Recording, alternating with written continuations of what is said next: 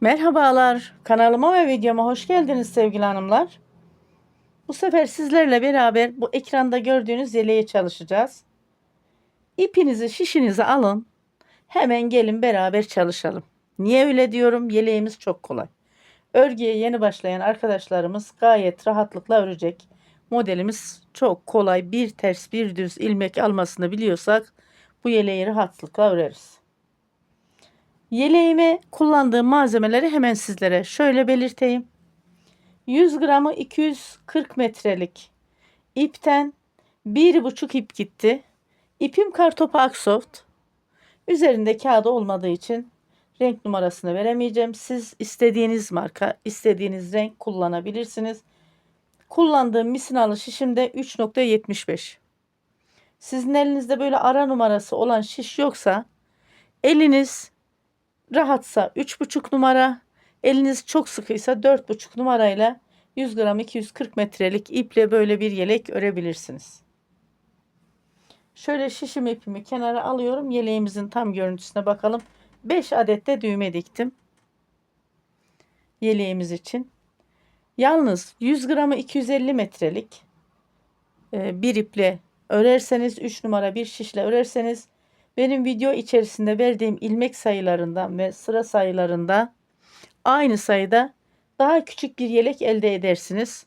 Benim kullandığım iple 3,5 ya da 4 numara bir şişle örerseniz de bu ölçülerde bir yelek elde edersiniz. Şimdi dilerseniz sizlerle beraber yeleğin beden genişlik ve boy ölçüsünü alalım. Sizlere de bir fikir olsun. Şöyle mezromu alayım. Beden genişlik ölçüsünü alalım. Bakın 30 santim kol altından aldım beden genişlik.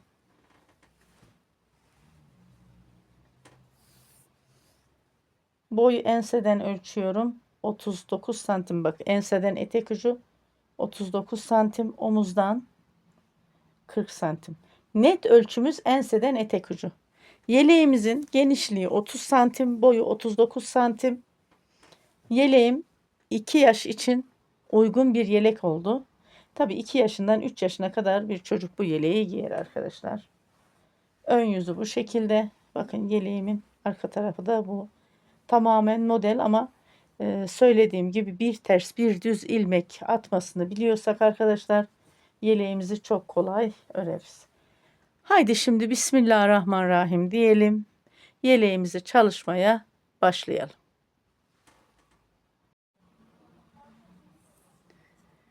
Yeleğim için şişime 73 ilmek başladım. Burası örgümün ön yüzü. Örgümün arka yüzünü döndürüyorum. İlk ilmeğimi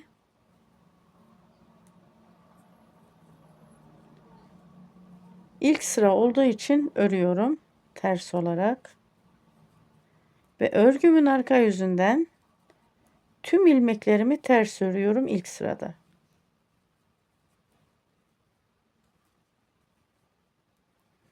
Bütün ilmeklerimi ters örüyorum.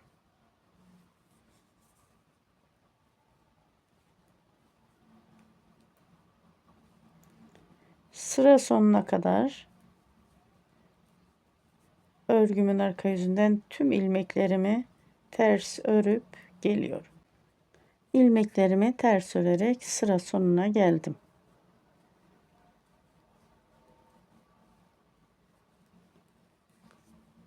Örgümün ön yüzünü döndürüyorum. Baştaki ilmeğimi örmeden aldım. İpimi öne aldım. Bir ilmek ters. İpim arkada. Bir ilmek düz. Bakın. Bir ters ilmek çalışıyorum. Bir düz ilmek. Bir ters ilmek. Bir düz ilmek. Bir ters ilmek. Bir düz ilmek. Bir ters. Bir düz. Bir ters. Bir düz. İlmeklerle çalışarak sıra sonuna kadar geliyorum. Sıra sonuna geldim. Bakın sıra başında ilmeğimi örmeden aldım. Düz olarak denk geldi.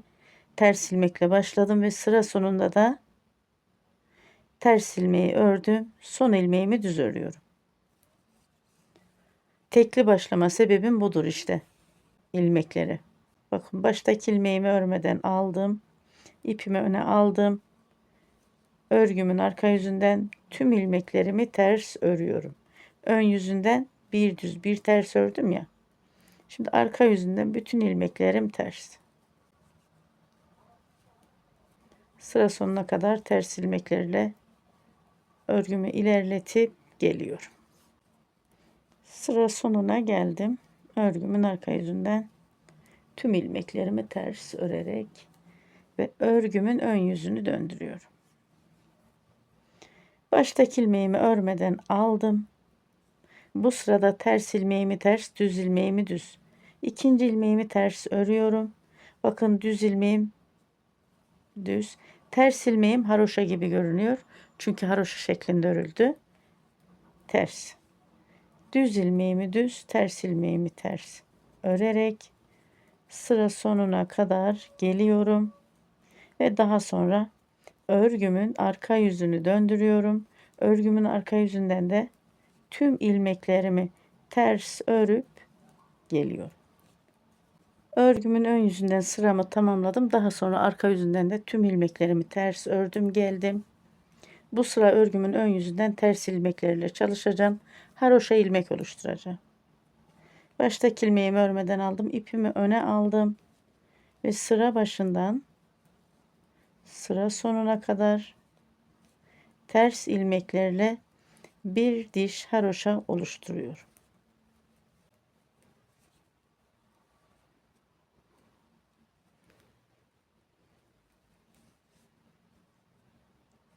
Bu şekilde sıra sonuna kadar geliyorum. Daha sonra örgümün arka yüzünü döndürüyorum.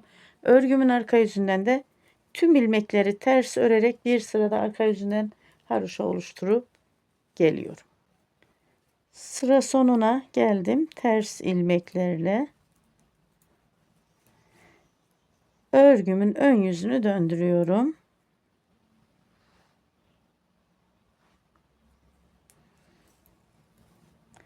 Burada ilmekleri de ayırdım arkadaşlar.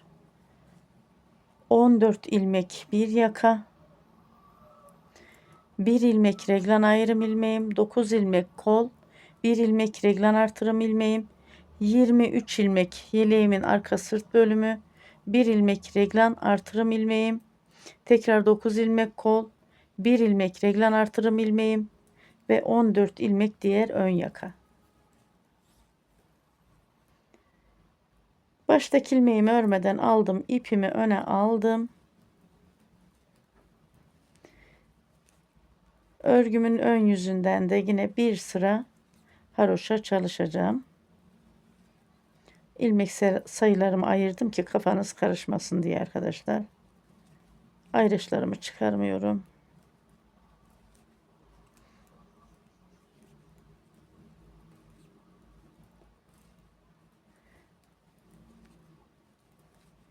Sıra sonuna kadar bir sıra haroşamı örüp geliyorum. Daha sonra örgümün arka yüzünden de haroşa ilmeklerimi örüp geliyorum. Nereye kadar? Şu pembe ayraca kadar. Burada yaka düşürme çalışacağız. Yani kısa satır tekniğini çalışacağız.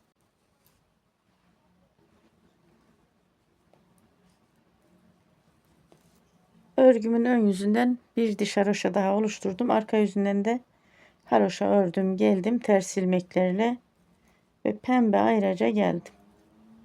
Ayracımı aldım. Şöyle. Burada 14 ilmeğim var. 2 ilmek yaka düşürme ilmeğini aldım ters olarak ve örgümün ön yüzünü döndürdüm. Dönmüş olduğum ilmeğimi aldım, bir sıkılaştırdım. Yanındaki ilmeğimi de biraz daha sık ördüm. Burada ip uzantısı olsun istemiyorum. Ayracımı kenara aldım. Bakın bu bir ilmeğim reglan artırım ilmeğim. İlmek alarak bir ilmek artırdım. Bir ilmek ördüm. Düz olarak. Bu bir ilmeğimi işaretliyorum arkadaşlar, şu şekilde bakın. Reglan artırım ilmeğim. Bir ilmek alarak artırdım. Kol ilmeğine geldim. Kolda model çalışıyoruz. Artırdığım ilmeğin yanından bir ilmek düz. bir ilmek ters, bir ilmek düz, bir ilmek ters, bir ilmek düz, bir ilmek ters, bir ilmek düz, bir ilmek ters ve bir ilmek düz. Bakın reglan artırım ilmeğimin hemen yanında düz ilmekle başladım. Düz ilmekle bitirdim ve reglan artırım ilmeğime geldim. İlmek alarak bir ilmek artırdım. Reglan artırım ilmeğimi düz ördüm. Bu ayracımı aldım. Bu bir ilmeğimi işaretledim. Ajur olmadığı için burada birkaç sıra şaşırabiliriz. Bayağı belirgin olana kadar bu ayracım burada dursun. Bir ilmek alarak artırdım ve yeleğin arka sırt bölümünü 23 ilmeğimi düz örüyorum.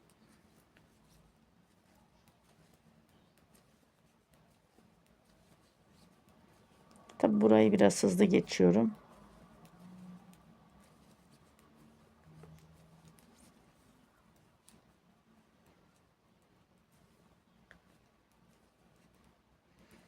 ...23 ilmeğimi ördüm yeleğin arka sırt bölümünden. Bir ilmek alarak artırdım. Bakın bir ilmek reglan artırım ilmeğimi ördüm.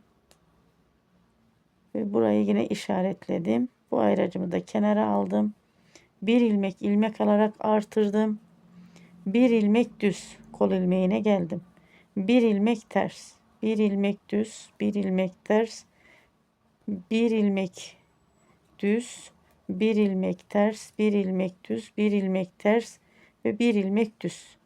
Düz ilmekle başladım. Düz ilmekle bitirdim. Ayracımı aldım. Bir ilmek alarak artırdım. Reglan artırım ilmeğimi bir ilmek düz ördüm.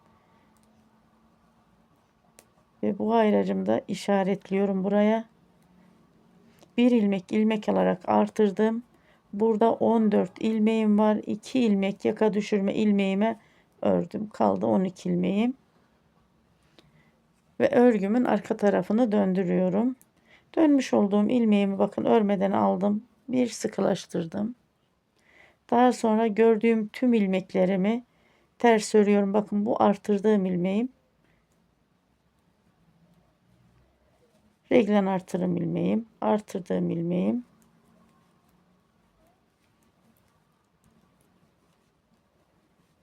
Bu şekilde bütün ilmeklerimi ters örüyorum. Nereye kadar? Diğer yakadaki şu yaka düşürme ilmeklerine kadar örüp geliyorum. Ters ilmeklerle ördüm geldim. Yaka düşürme ilmeklerime bakın. Bu 2 ilmeğim yaka düşürme ilmeğim. 12 ilmek vardı burada. 2 ilmek aldım. Kaldı 10 ilmeğim ve örgümün ön yüzünü döndürüyorum. İpimi arkaya alıyorum. Dönmüş olduğum ilmeğimi örmeden aldım. İlmeğimi sıkılaştırdım şöyle. Düz ilmeklerle reglan artırım ilmeğime kadar ördüm.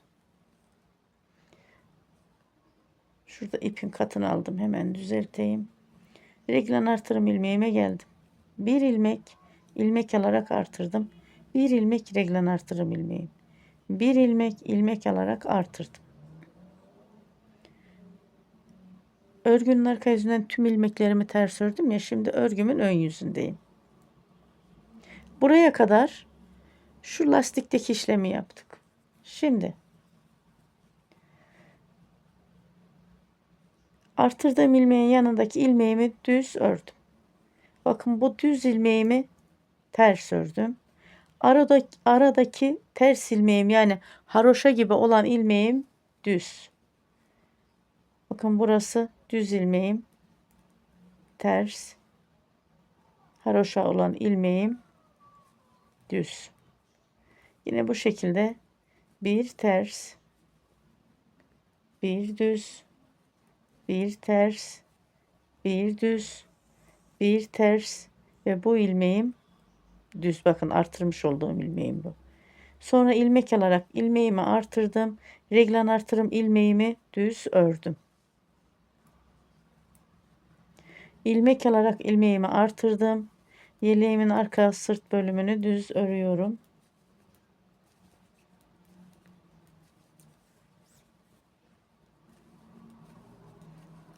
Diğer kola kadar, diğer reglan artırım ilmeğime kadar biraz hızlı geçeyim.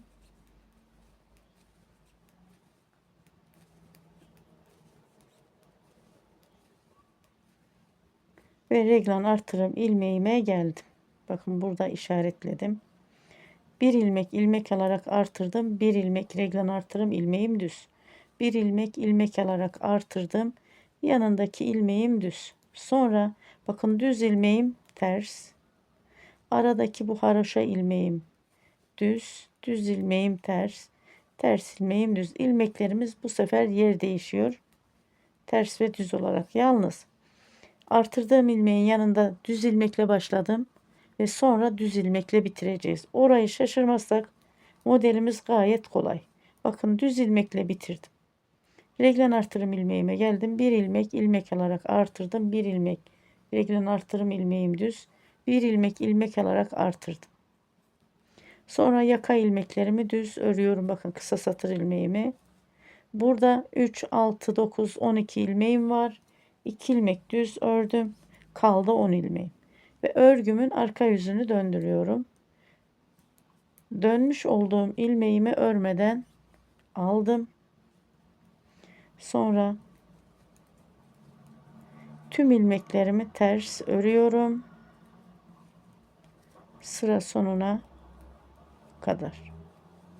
Kısa satır ilmeklerime geldim. 10 ilmeğim var. 3 ilmeğimi kısa satıra aldım. 7 ilmek ön pat ilmeğime kaldı. Bakın. 1, 2, 3. 2 ilmek örüp tekrar dönüp tekrar bir ilmeğe dönmek istemedim. Örgümün ön yüzünü döndürdüm. Dönmüş olduğum ilmeğimi örmeden aldım. İlmeğimi sıkılaştırdım. Düz ilmeğimle reglan artırım ilmeğime kadar geliyorum. Reglan artırım ilmeğime geldim. Bakın artık kendini belli etti ama yine de ayrıca birkaç sıra daha çıkarmak istemiyorum. Bir ilmek ilmek alarak artırdım. Bir ilmek reglan artırım ilmeğimi düz ördüm. Bir ilmek ilmek alarak artırdım. Artırdığım ilmeğin yanındaki ilmeğimi düz ördüm. Örgünün ön yüzünde düz ve ters ilmeklerimiz yer değişiyor biliyorsunuz. Düz ilmeğimi ters örüyorum. Ters ilmeğimi düz. Dediğim gibi arkadaşlar hemen ilmeğin şu başında reglan artırım ilmeğimin hemen yanından ilmeği takip edersek modelimiz çok kolay. Yeleğimizin modeli.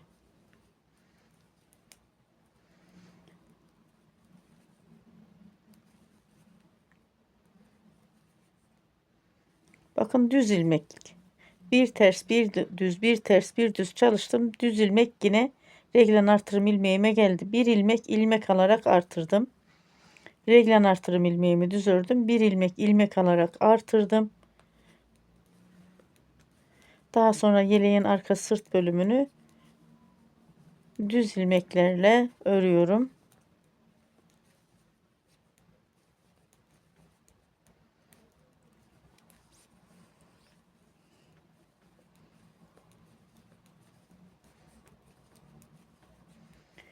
Diğer reglan artırım ilmeğime kadar düz ilmeklerle ördüm. Geldim. Bakın arkadaşlar.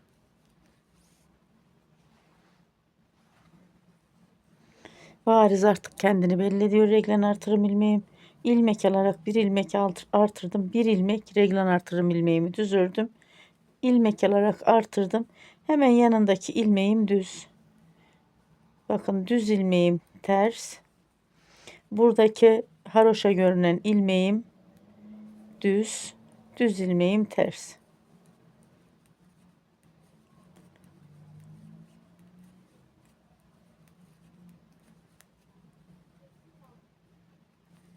Ve diğer reglan artırım ilmeğime geldim. Son ilmeğim bakın burada da düz. Bir ilmek ilmek alarak artırdım.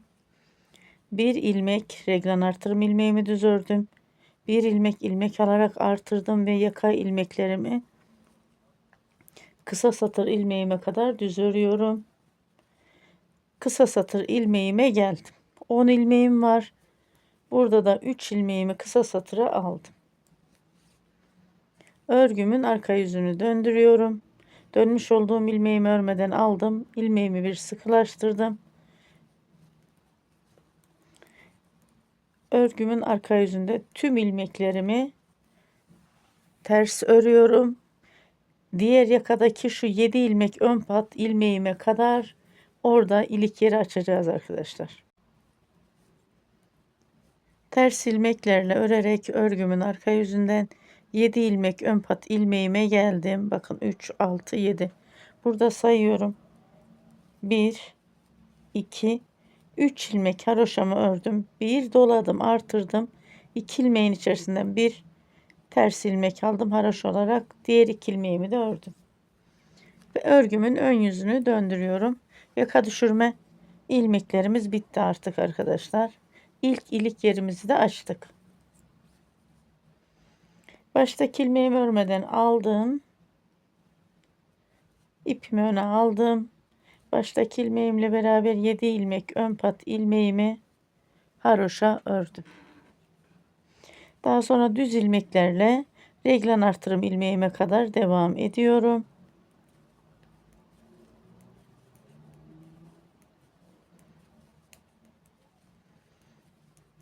Reglan artırım ilmeğime geldim. İlmek alarak bir ilmek artırdım. Bir ilmek reglan artırım ilmeğimi düz ördüm. Bir ilmek yine ilmek alarak artırdım. Hemen yanındaki ilmeğim düz.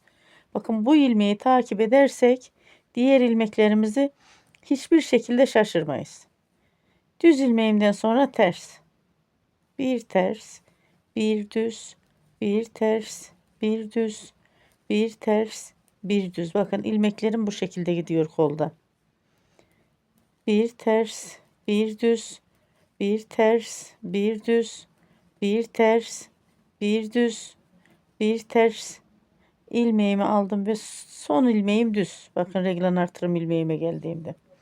İlmek alarak bir ilmek artırdım. Bir ilmek reglan artırım ilmeğim düz. İlmek alarak bir ilmek artırdım. Yeleğin arka sırt bölümünü düz ilmeklerle örüyorum. Anlatabileceğim farklı bir teknik yok. Aslında modelimiz çok kolay. Sadece kol ilmeğini artırıyoruz ya. Onun yanındaki düz ilmeği hemen takip edelim. Birkaç sefer de aslında bu kelimeyi tekrarladım ama artık kusura bakmayın arkadaşlar. Bunu anlatabilmek adına. Bu şekilde sıra sonuna kadar gelelim. Bu her iki reglanda nasıl çalıştıysam, bu kolda nasıl çalıştıysam her iki reglanda ve bu kolda da aynı şekilde çalışıyorum. Yakada düz ilmeklerle devam ediyorum. Sıra sonunda da 7 ilmek ön pat ilmeğime ters ilmeklerle haroşa oluşturuyorum. Daha sonra örgünün arka yüzünü döndürüyorum. Örgünün arka yüzünden de tüm ilmeklerimi ters örüp geliyorum. Örgümün ön yüzünden sıra sonuna kadar ördüm. Daha sonra arka yüzünden de tüm ilmeklerimi ters ördüm, geldim. Bence bu kadar anlatım yeterli sevgili hanımlar. Anlatabileceğim farklı bir teknik yok. Farklı bir işlem yok. Şöyle söyleyeyim. Örgümün ön yüzünden şu şekilde 13 haroşa dişi oluşacak. Arka yüzünden gelirken ilik yeri açacağım. 18 artırım çalışıp geleceğim arkadaşlar. 18 artırımdan sonra kol ve beden ayrımı için yine haroşa çalışmamız olacak. Artırımları nasıl sayıyoruz bakın. 1, 2, 3, 4 artırım olmuş. Modelimiz de bundan ibaret. Farklı bir model yok. Robada 18 artırım çalıştım. Geldim. İlmeklerimi de bakın şöyle ayırdım. Şu bir ilmek reglan artırım ilmeğimi kola verdim. Yeleğin arka sırt bölümünde de bir ilmek reglan artırım ilmeğini kola verdim. Hani kol dar olmasın diye. İlmek sayılarım da şu şekilde. 32 ilmek bir ön yaka. 47 ilmek kol. 59 ilmek yeleğin arka sırt bölümü. Diğer kol 47 ilmek. Diğer yaka 32 ilmek. Burada da yine bir ilmek Bakın reglan artırım ilmeklerimi birer ilmek kola verdim. Ayraçlara da işaretledim. Haroşa çalışmasına geçeceğiz. Tekrar kol ve beden ayrımında ilmek saymaya ihtiyaç duymayayım diye. Örgümün ön yüzünden 13 haroşa dişi oluştu. Arka yüzünden gelirken de ikincilik yerini açtım.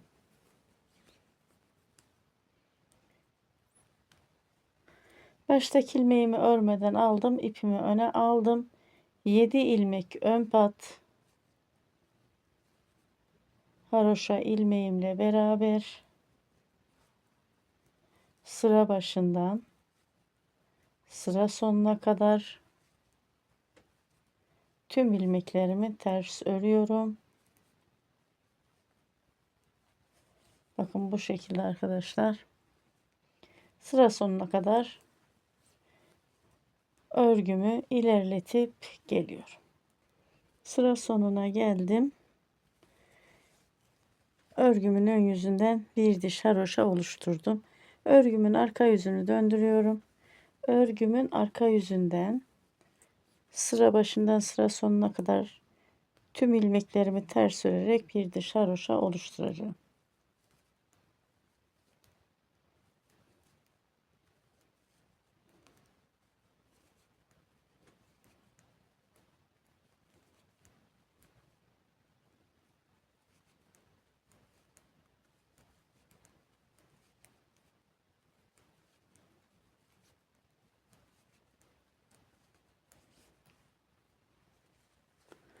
Örgümün ön yüzünü döndürüyorum. Şöyle bakalım. Örgümün ön yüzünden 3 diş haroşa oluşturup geliyorum. Daha sonra kol ve beden ayrımını çalışalım. Örgümün ön yüzünden 3 diş haroşayı oluşturdum. Geldim. Baştaki ilmeğimi örmeden aldım. İpimi öne aldım.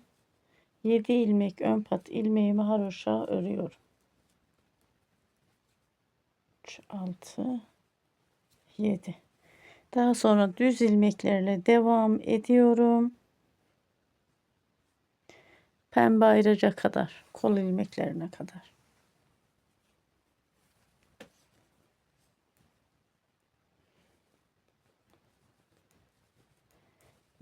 3 diş haroşa oluşturup 4. diş haroşada kol ve beden ayrımını çalışalım dedim. Evet, 3 diş haroşa oluşturdum. Yeleğin beden bölümlerini düz olarak örüyorum bu sıra.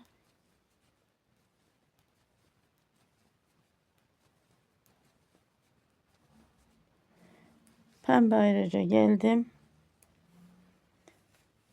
Kol ilmeklerini de ters olarak kapatacağım. Bir sıra haroşa elde edeceğim burada. İpimi öne aldım. Ayracıma çıkardım. Bakın 2 ilmeğin içerisinden bir ilmek aldım. Bu ilmeğimi diğer şişime taktım. 2 ilmeğin içerisinden bir ilmek aldım. Bildiğimiz klasik örgü kapama tekniği. Sadece örgünün ön yüzünden kapatıyorum. Burada bir sıra haroşa elde ediyorum.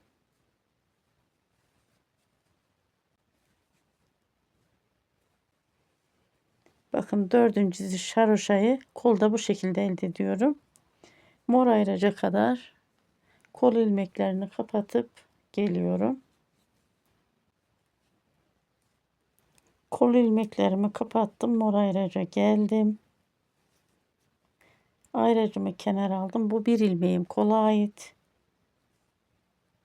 Şişime taktım ilmeğimi. Bir ilmek de yeleğin arka sırt bölümüne ait. 2 ilmeğin içerisinden bir ilmek aldım. Kol ilmeklerimi tamamen kapattım. Bakın bu şekilde. Toplam ilmek sayımı vermeyi unuttum size arkadaşlar. Beden ve kol ilmeklerini verdim ama ne demiştim? 32 ilmek bir yaka, 47 ilmek kol, 59 ilmek yeleğin arka sırt bölümü demiştim. Bu şekilde toplamda elimde 217 ilmeğim vardı. Kol ilmeklerimi çıkarttım arkadaşlar. 47 ilmek bir koldan. Tabii ki 47 ilmekten bu koldan çıkacak. Elimde toplamda 123 ilmeğim kaldı. Yani 217 ilmekten kol ilmeklerini çıkardıktan sonra 123 ilmeğim kaldı. Modelim koldaki gibi 1 artı 1 1 artı 1. Hani ilmek sayısı çok fazla önemli değil ama ben sizlere yine de ilmek sayısını verdim. Kol ilmeğimi kapattım. Örgümü döndürdüm. Kol altından 1 2 3 ilmek artırdım. Bu yeterli. Çünkü modelimiz şöyle gördüğünüz gibi açan bir model, toplayan bir model değil. Bedende de robada hani omuzda uyguladığım modeli çalışacağım. 3 ilmek artırdım. Bakın ilmek kapattığım yerde böyle bir hep ip uzaması var, bir çıkıntı oluyor. Bu ip uzamasını önlemek için bu 2 ilmeği şöyle aldım. Şişime taktım. O ilmek değil arkadaşlar. Oradaki ip uzantısı bir ilmekte yeleğin ön yakadan aldım. Şu şekilde. Üçünün içerisinden toplamda bir ilmek aldım. Ve örgümü döndürüyorum.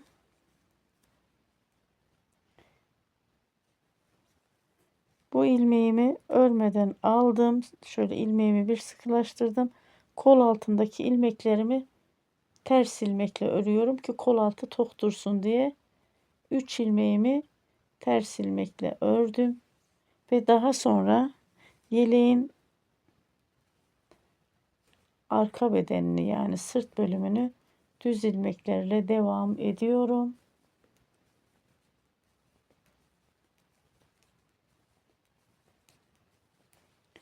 Bunu nereye kadar örüyorum? Diğer kola kadar. Bu kolda ne yapıyorum arkadaşlar? Bu kolda nasıl çalıştıysam ters ilmeklerle ilmeklerimi kapatıyorum. 4 haraşo sırası elde etmiş oluyorum. Bu kolda da aynı şekilde çalışıyorum. Sonra örgümü döndürüyorum. Kol altında 3 ilmek artırıyorum. Dönüyorum. O 3 ilmeği ters ilmekle örüp geliyorum. Yaka kısmını düz ilmek örüyorum. 7 ilmek ön pat ilmeğimi de haroşa örüyorum. Sıra sonuna kadar bu şekilde çalışıp geliyorum. Sıra sonuna geldim. Sıra sonundaki 7 ilmek ön pat ilmeğimi haroşa ördüm. Şöyle bakalım. Bakın bu kolda nasıl çalıştıysam diğer kolda da aynı şekilde çalıştım. Örgümün arka yüzündeyim.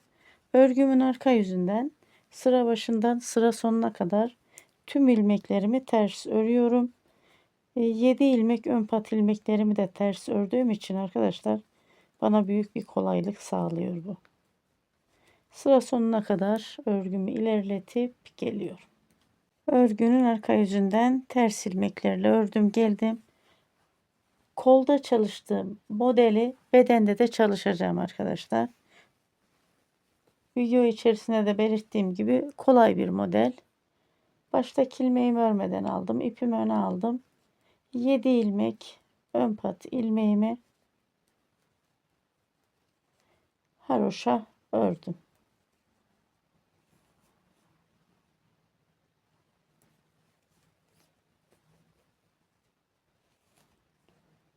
Burada bir ilmek düz. Şöyle bakın bir ilmek düz ördüm. Haroşayla modelin karışmaması için ön pat haroşayla kenarda böyle bir ilmek düz gidecek arkadaşlar. Şimdi bir ilmek ters ördüm. Bu bir ilmek düz modele ait değil, ters ilmeğin modele ait. Bir ilmek düz, bir ilmek ters, bir ilmek düz, bir ilmek ters, bir ilmek düz.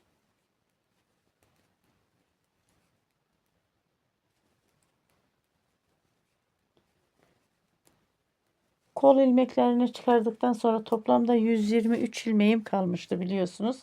3 ilmek bir kol altında, 3 ilmek de diğer bir kol altında artırdım. Toplamda 129 ilmeğim var. Yani tek ilmek olması çok önemli bu modelde.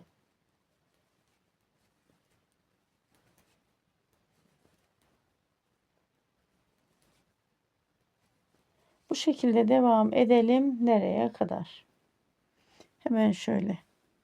7 ilmek ön pati ilmeğimin dibinde birkaç ilmek kalana kadar şöyle önünde örüp geliyorum. Örgümü ilerlettim geldim. 3, 6, 7 ilmek ön pati ilmeğimin dibinde birkaç ilmek kalana kadar. Bakın burada ters ilmek, düz, ters ve pat ilmeğimin dibindeki bu düz ilmek hep sabit gidecek. Sonra 7 ilmek ön pat ilmeğimi haroşa örüyorum.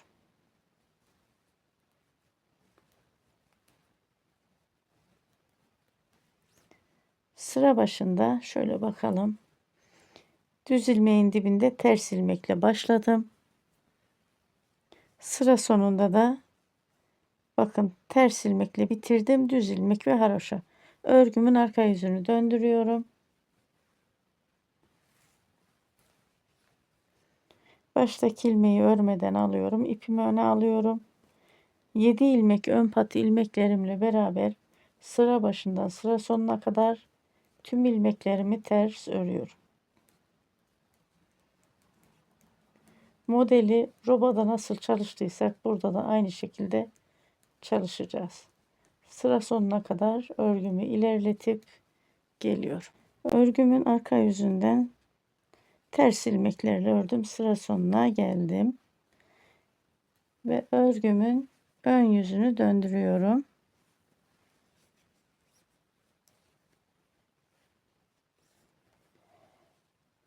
Buradaki gibi şimdi ters ve düz ilmeklerimiz yer değişecek. Baştaki ilmeğimi örmeden aldım. İpimi öne aldım. 7 ilmek ön pat ilmeğimi haroşa ördüm. Haroşa ilmeğimin dibindeki şu düz ilmeğim hep sabit gidecek. Modelle şu haroşa karışmasın diye o şekilde ayarladım. Bu ilmeğim düz. Bakın buradaki ters olan ilmeğim de düz. Düz olan ilmeğim ters. Ters olan ilmeğim düz. Düz olan ilmeğim ters. Aslında bakın burası haroşa şeklinde. Koldan aşinayız modeli arkadaşlar. Sıra sonuna kadar bu şekilde gelelim. Sıra sonunda 7 ilmek ön pat ilmeğimin dibinde bir ilmek düz ilmeğimi örüp 7 ilmek de ön pat ilmeğimi öreyim. Sıra sonuna geldim. Örgümün ön yüzünden ve 7 ilmek ön pat ilmeğimi de haroşa örüyorum. Şimdi örgümün arka yüzünü döndürüyorum. Örgümün arka yüzünden sıra başında sıra sonuna kadar tüm ilmeklerimi ters örüp geliyorum. 7'şer ilmek ön pat ilmeklerim de buna dahil olmak üzere. Örgümün arka yüzünden de ters ilmeklerle ördüm geldim. Daha fazla anlatmaya gerek yok. Koldaki gibi çalışacağız. Şöyle yeleğimizin duruşuna da bir bakalım.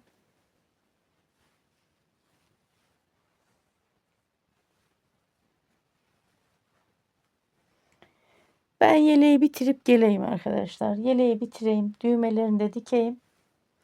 Kaç düğme diktim? Yeleğimizin beden genişliği kaç santim? Boyu kaç santim? Kaç yaş için oldu? Video sonunda sizlere bilgi veririm. Farklı bir teknik yok anlatabileceğim. Anlatsam da boşa anlatırım. Kolda alışkınız modele.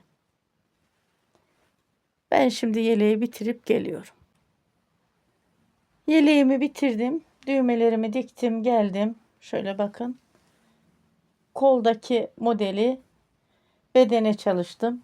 Yakada çalışmış olduğum lastiği yeleğin etek ucunda bitiş noktasında aynı şekilde çalıştım. Sadece yakada 2 diş haroşa ama etek ucunda 3 diş haroşadan sonra lastik çalıştım. 5 adet de düğme diktim. Buraya kadar beni izlediğiniz için teşekkür ediyorum. Bir dahaki videolarda, bir dahaki projelerde buluşmak üzere diyorum. Hoşça kalın. Allah'a emanet olun. Sevgiyle kalın.